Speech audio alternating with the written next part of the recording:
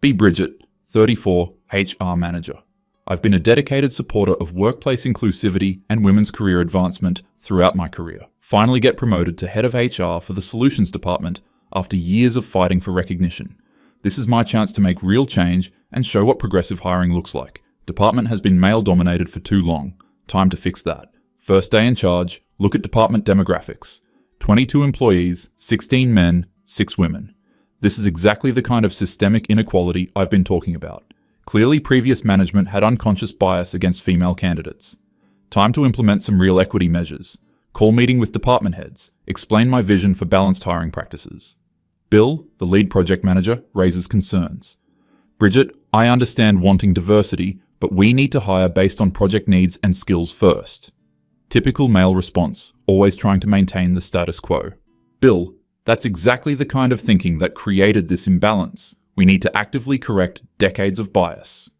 But Bridget, we have 3 major client deliveries coming up. What we need is to stop making excuses and start making real change.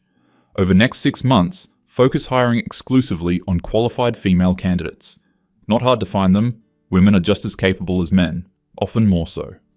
Hire Sarah for senior analyst role. Brilliant data scientist from competing firm. Hire Jennifer for project coordination. Excellent organizational skills. Hire Lisa for client relations. Outstanding communication abilities. Hire Michelle for technical writing. Perfect academic background. Hire Amanda for quality assurance. Meticulous attention to detail. Hire Rebecca for business development. Natural relationship builder. By month 4, department is 14 men, 14 women. Perfect balance achieved through strategic hiring, finally proving that equitable workplaces are possible when someone has the vision. Bill approaches me again, looking stressed. Bridget, I need to talk to you about staffing continuity planning. What about it? Well, 6 of our new hires are all around the same age, and I was thinking, stop right there, Bill. If you're about to suggest what I think you're suggesting, that's illegal. I'm not suggesting anything discriminatory. I just think we should have backup plans for what? For when women exercise their basic reproductive rights? That's not what I meant. This conversation is inappropriate and I'm documenting it. Bill gets frustrated, voice rising slightly. Bridget, I'm not being discriminatory. I'm talking about basic workforce planning. What happens if multiple people take leave at the same time? That's a hypothetical scenario you're using to justify continued bias. It's not bias, it's planning. What if 3 people get sick at once? What if there's a family emergency? What if you focused on supporting your female colleagues instead of creating imaginary problems? Bill walks away shaking his head. Typical male fragility when challenged on their assumptions. Month 6, get amazing news. Sarah announces she's pregnant, due in 5 months. So happy for her. This is exactly why we need better maternity policies. Start working on enhanced leave package to support her. 2 weeks later, Jennifer comes to my office beaming. Also pregnant, due around the same time as Sarah. What are the odds? Must be something in the water, we joke. Already planning how to make this the most supportive workplace for new mothers. Month 7, Michelle stops by during lunch. Bridget, I have some wonderful news. Pregnant too, due just a few weeks after Sarah and Jennifer. This is incredible, like the universe is validating our progressive hiring. 3 strong women about to become mothers, proof that you can have career and family. Week later, Amanda schedules private meeting. Hands me positive pregnancy test with huge smile. Due date, almost exactly between Michelle and Rebecca. 4 pregnancies. This is like a fairy tale of work-life balance. Lisa and Rebecca both come forward within days of each other. Both pregnant, due within 6 weeks of the others. 6 pregnancies announced within 3 weeks. This is unprecedented, beautiful, perfect timing for our new family-friendly policies. Bill requests urgent meeting. Storms into my office, face red with anger. Bridget, we have a serious problem.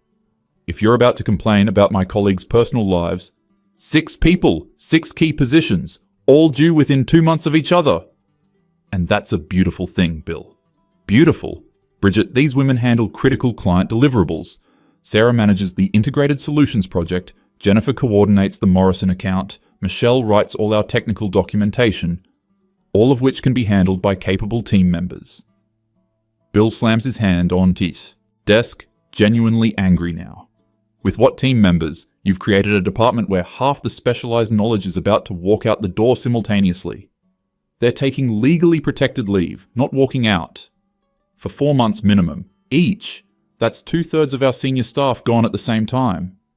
Bill, your hostility toward pregnant women is exactly why we need better policies. This isn't hostility. This is basic math. 6 critical positions, 0 backup coverage, 4 months minimum absence each.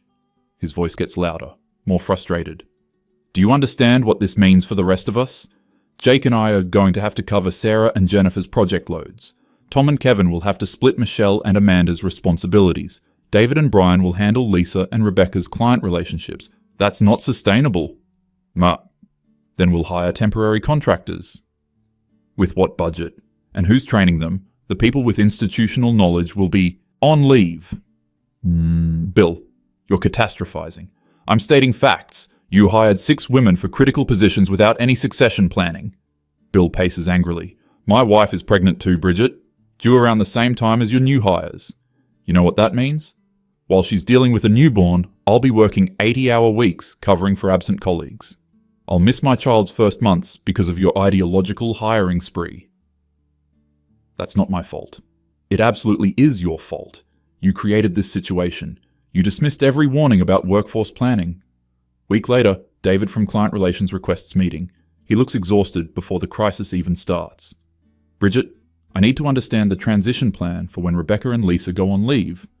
We'll cross-train existing staff. Who? I'm the only other person in Client Relations. You want me to handle 32 active accounts alone? Temporarily, yes. Temporarily? Bridget, that's 18 months of combined leave between them. David, I understand your concerns. No, you don't understand. My daughter has soccer games. My son has school concerts. My wife works full-time. If I'm covering for 2 people for 18 months, my family suffers. David's voice gets sharper, angrier. You know what happened when Jennifer hired all those women? You created a time bomb. Now it's exploding and everyone else gets hit with shrapnel. That's an extremely inappropriate metaphor. It's accurate. 6 people leaving simultaneously isn't bad luck, it's poor planning. And now the rest of us pay the price. David, your attitude toward working mothers... My attitude is that I shouldn't have to sacrifice my family because you made ideological hiring decisions, he continues, voice rising with frustration. I supported every diversity initiative you've proposed. I mentored female colleagues. I advocated for better parental leave policies. But this isn't about supporting women anymore. This is about basic competence. You can't run a department by hiring people for demographic categories instead of operational needs. That's exactly the kind of thinking that perpetuates inequality. No, Bridget. Inequality is forcing working fathers to abandon their families because you refuse to plan for predictable life events.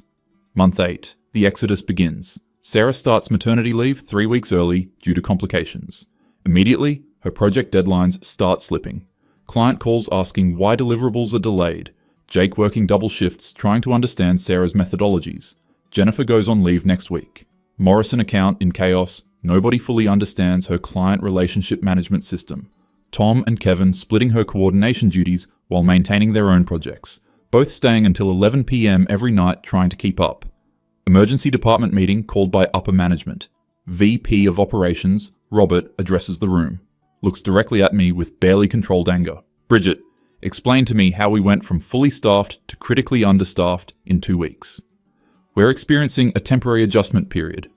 Temporary? We have 4 more people leaving in the next month.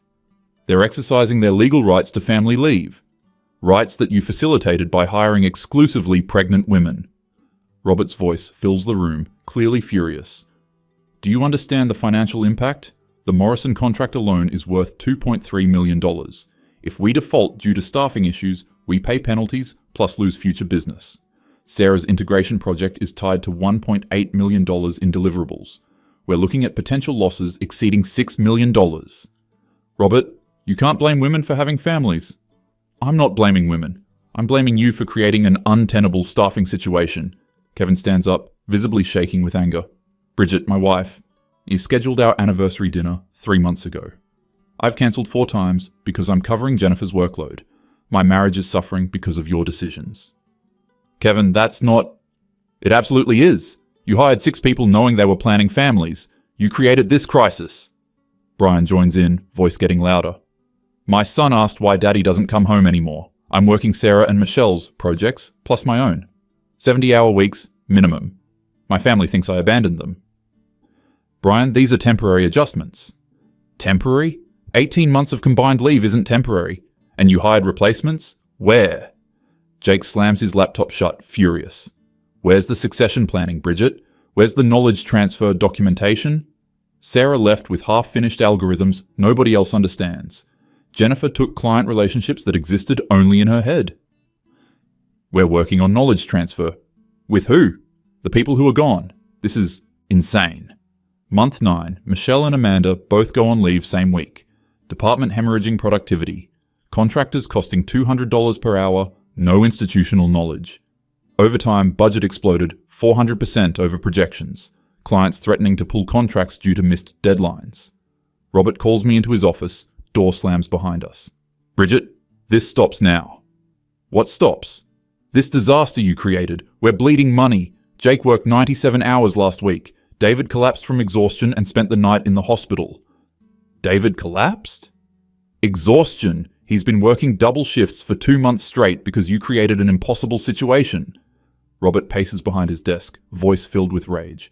You want to know why some companies are hesitant about hiring women of childbearing age? This exact scenario. 6 critical positions vacant simultaneously because you hired ideologically instead of strategically. That's illegal discrimination. It's risk management, and you just proved why that risk is real, he continues, shouting now. I don't care about anyone's gender. I care about operational continuity. You hired 6 people knowing they were planning families without creating any backup systems. That's not progressive. It's incompetent. Robert, you can't punish women for reproductive choices. I'm not punishing anyone. I'm dealing with the consequences of your choices, your hiring decisions, your refusal to plan. Month 10, Lisa and Rebecca both leave within days. Department completely crippled. Remaining 8 men covering work of 14 people. Client contracts being terminated left and right. Emergency hiring of expensive consultants just to maintain basic operations. Bill confronts me in break room, exhausted and furious. Bridget, look what you've done. Gestures at Tom sleeping at his desk during lunch break. Tom missed his daughter's birthday party yesterday. Worked until 3 a.m. His wife called me crying, asking when this ends. Bill, this is a difficult transition. Transition to what? Bankruptcy? Tom's marriage falling apart? Kevin having panic attacks from stress? His voice cracks with exhaustion and anger. You know what the worst part is? You still think you're the victim here. You still think we're all just sexist for pointing out that hiring 6 pregnant women for critical positions without backup plans was catastrophically stupid. I was trying to create equity. You created chaos. Look around. Half our contracts cancelled, our team destroying their health covering impossible workloads, and you're still lecturing us about equity, Bill continues, voice rising. My wife had our baby 2 weeks ago. You know how much time I've spent with my newborn? 6 hours total. 6 hours with my firstborn because I'm working 90-hour weeks cleaning up your mess. Sees the impact on his face, for first time feeling uncertain. I didn't mean for, you didn't think. That's the problem. You hired based on demographics instead of operational reality. Month 11, financial review meeting. CFO presents devastating numbers. Department $4.7 million over budget. Contractor costs $890,000. Overtime costs $1.2 million. Contract penalties $2.1 million. Lost future business estimated $8.3 million. Entire executive team staring at me. Robert addresses the room. This department is functionally bankrupt. We're hemorrhaging money while delivering subpar work. Our reputation with major clients is destroyed. Stomach drops as reality hits. My progressive hiring created exactly the financial disaster everyone warned about. David returns from medical leave, looks 20 years older. Bridget, I need you to understand something. His voice quiet, but filled with controlled anger. I missed my daughter's first steps. My son's school play. My anniversary. My wife's birthday. All because you refused to listen when we told you this would happen. David, I'm sorry. I didn't realize. You didn't realize because you didn't listen. Every man in this department told you this was unsustainable. He continues, exhaustion evident. You want to know the real tragedy? I support working mothers. I support family leave. I support workplace equality. But you turned all of that into weapons against your male colleagues. That wasn't my intention. Your intentions don't matter when the results are destroying people's lives. Kevin approaches, looks defeated. Bridget, my wife left me. Shock hits like physical blow. What? She left. Took our kids. Said I chose work over family. But I didn't choose work. You chose for me when you created this staffing nightmare. Realized the human cost of my decisions for first time. Kevin, you never wanted to consider consequences. You wanted to prove a point. About gender equity. My family was collateral damage. Jake joins the conversation, voice hollow.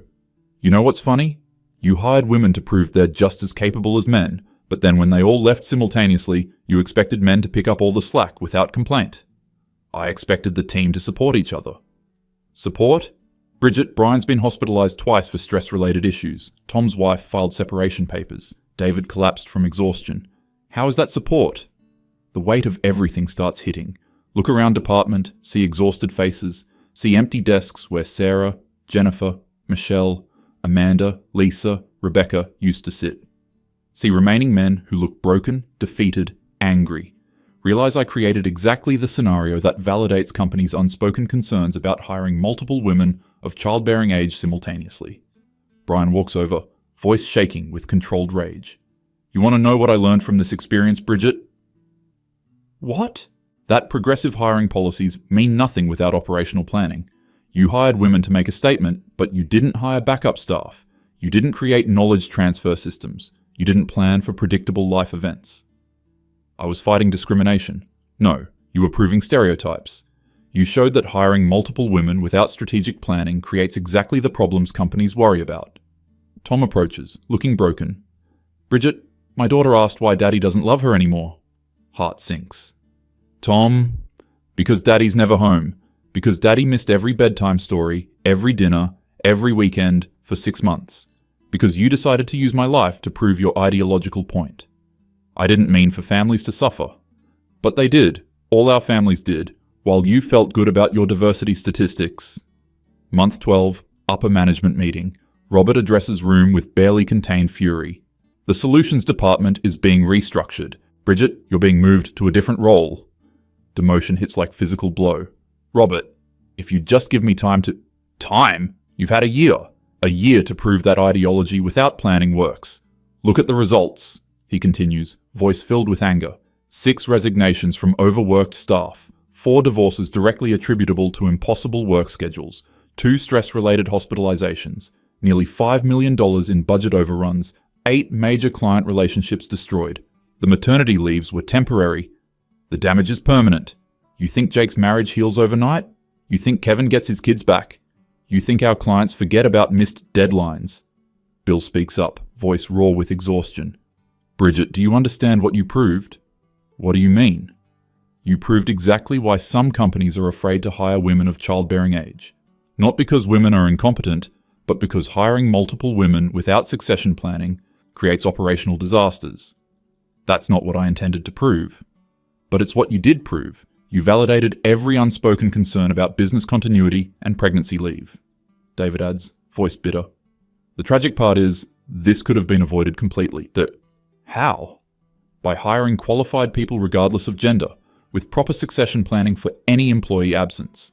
By creating systems that don't depend on individual knowledge. By listening when your male colleagues raised legitimate operational concerns. I thought you were trying to maintain male dominance. We were trying to maintain operational stability. There's a difference. Jake speaks quietly. You know what real equity looks like, Bridget? What? Hiring the best people, supporting all employees through life transitions, and planning for predictable absences. Not creating situations where men sacrifice their families to cover for poor planning. I wanted to create opportunities for women. You created a cautionary tale about ideological hiring. Companies will use this department as an example of why balanced succession planning matters. Brian's voice is hollow. My wife won't speak to me. My kids barely know me. For what? So you could prove a point about gender ratios? Brian, I'm sorry. Sorry doesn't fix destroyed families. Sorry doesn't undo 6 months of 90-hour weeks. Sorry doesn't explain to my 8-year-old why Daddy was never home. Sitting in empty department, reality finally hitting. Realize that my approach created exactly the scenario that makes companies nervous about hiring women. Not because women are less capable, but because hiring multiple people, planning families without backup systems, creates unsustainable staffing gaps. Understand now that the men's concerns weren't about discrimination. They were about basic workforce management. Kevin walks by with box of personal items. Kevin, wait. What, Bridget? I never meant for your family to suffer. But you never considered that they might. You were so focused on proving women deserve opportunities that you forgot the men who would pay the price for your poor planning. I thought I was fighting bias. You were creating new problems while ignoring obvious solutions. Hire qualified people, plan for predictable absences, cross-train staff, basic management. Tom stops at my desk. Tom, I want to apologize. Apologize to my daughter. Tell her why Daddy missed her childhood because you refused to plan for maternity leaves. I didn't refuse to plan. You hired 6 pregnant women for critical positions without succession planning. If that's not refusal to plan, what is? Realize he's completely right. I was so focused on demographic targets that I ignored operational requirements. Bill approaches for final conversation. Bridget, you want to know the real tragedy here? What's the real tragedy? You could have achieved everything you wanted. Gender equity, family-friendly policies, women in leadership roles. All of it. But you approached it ideologically instead of strategically. I don't understand the difference. Strategic would be hiring qualified women while cross-training teams, creating backup systems, planning for predictable absences, building sustainable diversity. He continues, voice tired but no longer angry. Instead, you hired demographically and expected magic to solve the operational challenges. When we raised concerns, you called us sexist. When the crisis hit, you blamed everyone except your planning failures. I thought you were trying to block progress. We were trying to prevent exactly what happened. 6 good women taking maternity leave while their male colleagues sacrifice everything to keep operations running. David joins us. You know what's really unfortunate, Bridget? What? This department could have been a model for progressive workplace policies. Instead, it's going to be used as an example of how not to implement diversity initiatives. What do you mean? Companies will look at this disaster and say, see, this is why we can't hire multiple women of childbearing age. Your ideological approach validated their worst fears. Jake stops by. Bridget, I want you to understand something important. What? None of us opposed hiring women. We opposed hiring without succession planning. There's a crucial difference that you refuse to see. I see that now. Do you? Because for a year, you treated every operational concern as gender discrimination. You made it impossible to have honest conversations about workforce management. Brain approaches, looks exhausted. You know what I learned from this experience? What did you learn? That good intentions without practical planning create disasters. You wanted to help women, but you ended up creating a situation that makes companies more hesitant to hire them. How did I do that? By proving that demographic hiring without operational planning creates exactly the problems companies worry about. You gave ammunition to actual discriminators. Month 13, sitting in new reduced role, former department completely restructured. Half the remaining men transferred to other departments, couldn't handle the trauma. New management implementing exactly the succession planning we should have had from the beginning. Cross-training programs, backup systems, knowledge documentation. Everything the men had suggested and I had dismissed as discrimination. Receive email from Sarah, back from maternity leave. Bridget, I heard about the department restructuring. I feel terrible that our leaves caused so much chaos. Realize Sarah doesn't understand. It wasn't their leaves that caused chaos. It was my failure to plan for their leaves. My refusal to listen to legitimate operational concerns. My decision to hire demographically instead of strategically. Right response carefully. Sarah, your maternity leave didn't cause problems. My lack of succession planning did. I should have created systems that could handle predictable absences. First time admitting the truth. My ideological approach created the exact situation that validates companies' unspoken concerns about hiring women, reflecting on entire experience. Understand now that the men weren't opposing women's advancement. They were pointing out obvious operational challenges that I refused to address. By calling them sexist, I shut down conversations that could have prevented disaster. By hiring exclusively women without backup planning, I created unsustainable staffing gaps. By dismissing workforce planning as discrimination, I guaranteed exactly the problems companies fear.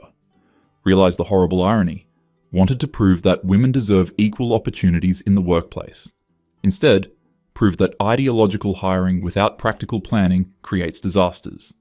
Wanted to show that gender shouldn't matter in employment decisions. Instead, demonstrated why some companies are nervous about hiring multiple women simultaneously, wanted to advance women's careers, instead created a cautionary tale that will be used against women for years. Understand now that real progress requires both ideological commitment and practical planning. Hire qualified women and create succession systems. Support family leave and maintain operational continuity. Fight discrimination and acknowledge legitimate business concerns. The men weren't my enemies. They were trying to prevent exactly what happened. Sitting in empty office realized the men were right all along. Their anger was justified. Their families paid the price for my refusal to plan. Their warnings could have prevented everything. But I was too ideologically committed to listen. Final realization hits hard. I didn't advance women's opportunities. I created exactly the scenario that makes companies hesitant to hire women. Proved that demographic hiring without operational planning validates every stereotype about business risks. Gave ammunition to people who actually discriminate against women. My progressive intentions created regressive outcomes. Understand now why companies secretly worry about hiring multiple women of childbearing age. Not because women are less capable, but because pregnancy leaves are predictable events that require planning. And hiring multiple people, planning families without succession systems creates exactly what happened here. Operational disasters, burned out staff, financial losses, damaged client relationships. Men in department didn't oppose women. They opposed poor planning. Difference I was too ideologically blind to see. Their concerns weren't discrimination, they were basic workforce management. Everything they predicted came true. Everything they warned about happened. Everything they suggested could have prevented the disaster. Bridget, 35, former HR manager, sitting in reduced role, learned the hard way that intentions don't matter if outcomes are disastrous. Learned that ideology without strategy creates problems it claims to solve. Learned that refusing to listen to legitimate concerns guarantees failure. Learned that real progress requires both vision and practical planning. Learned why companies have unspoken concerns about certain hiring scenarios. Learned that my militant approach hurt the cause I thought I was advancing. Most painful lesson of all, the men were right, and I was too stubborn to listen.